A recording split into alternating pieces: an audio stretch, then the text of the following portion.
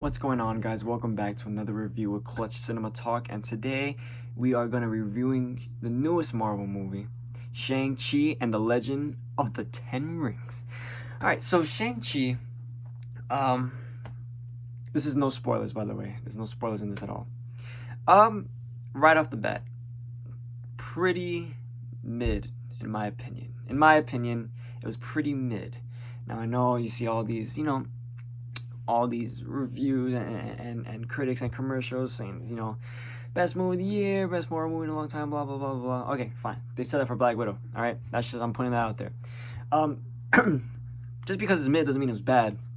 It was entertaining all throughout. The best parts of the film are obviously the fighting and the choreography, even though, in my opinion, I think they should have had a little bit longer shots in the fighting sequences instead of Marvel's usual cut. That's a little nitpick. It was fine though. The bus sequence that's from the trailer, amazing. Probably the best fighting sequence in the movie as compared to the opening sequence. But the story was pretty solid, pretty decent, pretty solid, easy to follow along. Not too many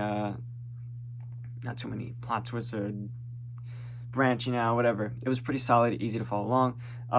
Top-notch music. That was a big part of the movie. The music was amazing. If I had to rank like the top 3 Marvel movies in music, it'd definitely be Black Panther. I'll put Shang-Chi second, and you could put Infinity War third. Definitely 100%. Amazing music.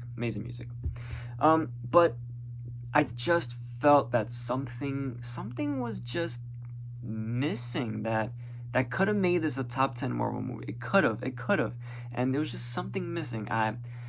I'm not sure what it was, but for me, I think the main problem with this movie was that by the end of it, the main problem for me was, I guess, the progression of Shang-Chi's character as a whole.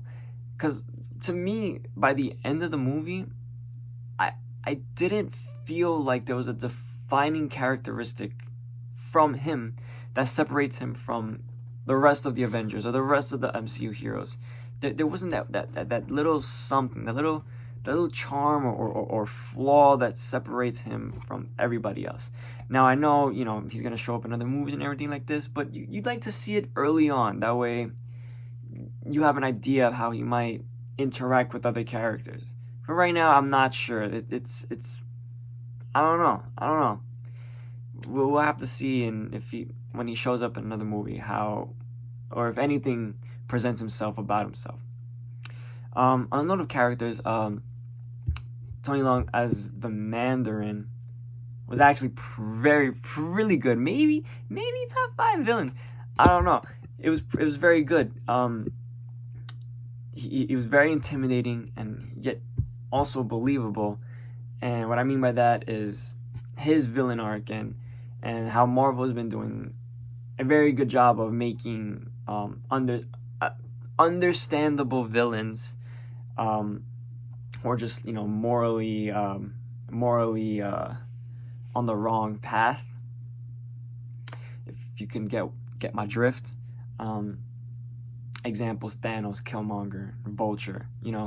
Those are the best villains because they were. You can understand them. You can understand where they're coming from, even though they're wrong in some aspects. That you can understand where they're coming from. And this Mandarin is one of those villains, which is all. This is why it makes him one of the better ones, as compared to villains who are just evil for evil's sake. Like Malekith and the dude from Doctor Strange was Calicus. People like them.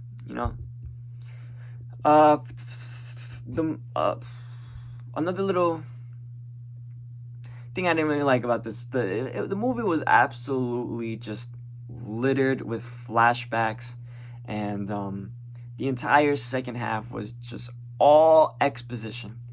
Not all exposition, but a lot of exposition, and it was to the point where it was kind of dragging for me just to get to the third half. I was just wanted to get there, and all the exposition and all the flashback, flashbacks are great, but when it's every 10 seconds for me, it feels like there's another story going on, and it wasn't a story that I don't want to say cared about, but not really. It happened already. I know what happened in the past. They keep showing me the same thing trying to, oh, this happened and this is why, blah blah blah. No. All right, forget it. That was in the past. I want to see like the decisions gonna make right now. Okay. It had a similar formula to Black Panther and other Marvel movies. If it ain't broke, don't fix it. But it's also believable and at this point cliche, and kind of led into that big CGI fight at the end. And then on the CGI note, I don't know if it's just me, maybe it's just me, but I felt like this MCU movie, the CGI wasn't that good. That was in my opinion. I feel like it wasn't that good. I don't know what it is. I don't know if it's budget, but it just didn't, or maybe just someone didn't really put that much time in it.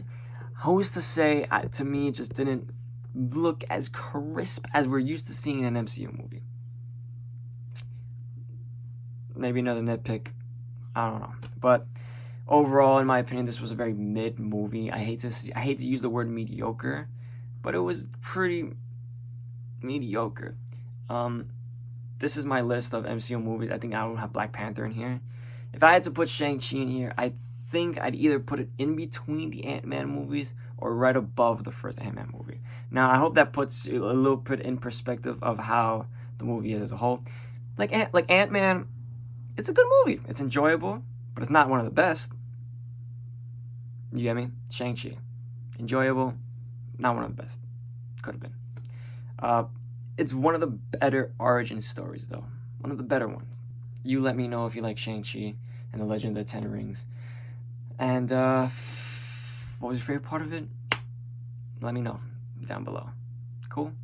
Alright, so thank you all for catching me in another movie review. I will catch you in another movie review later on. Cool? I'm tired. I'll see you guys in the next video. Alright, man. Appreciate it. Deuces. Yeah.